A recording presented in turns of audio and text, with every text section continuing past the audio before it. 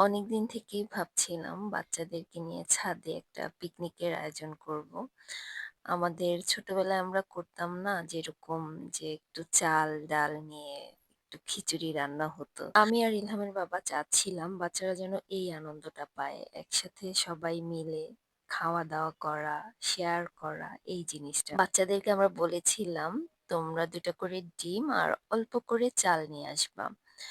তো বাকি যা সবকিছু ছিল ওটা আমরা দিয়েছিলাম।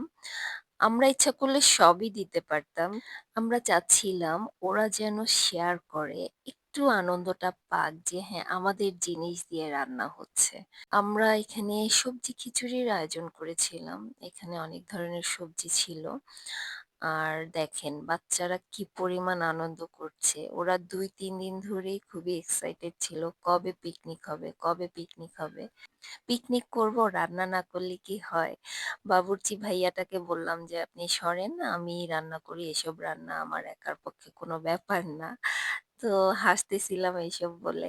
ওই যে দূরে দেখতে পাচ্ছেন বাচ্চারা মুরগির ঘরে বসে কি মজা করে খেলছে। মুরগি তো আমরা এখনো কিনিনি। শীতকালটা চলে গেলে তারপরে মুরগি কিনবো চিন্তা করেছি। কিছুক্ষণ পরে মাও ছাদে আসলো রান্নার কি অবস্থা দেখার জন্য। আসলে সত্যি কথা বলতে এই রান্নাটা আমি আর মাই করতে পারতাম। কিন্তু আমাদের আসলে এত বড় ডেকচি নাই, যার জন্য বাবুর্চিকে ডাকতে হয়েছে। এই যে এখন খিচুড়ির মুরগির মাংসটা হয়ে গেছে, আমি এখন সবজিটা ঢেলে দিব। কিন্তু এতই আগুন ছিল যে আমি তাকাতে পারছিলাম না। পরে আমরা অবশ্য বাচ্চাদের সাথে বাচ্চাদের মাদেরকেও ডেকেছিলাম এবং তাদের বাসায় অল্প করে খাবারও দিয়েছি। এখানে আমি একটু ভুল করেছি।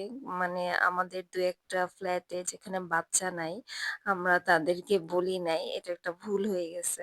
হয়তো তাদেরকে বললে তারাও কন্ট্রিবিউট করতো আমাদের সাথে। আরো আনন্দটা ভাগ করে নেয়া যেত সবার সাথে।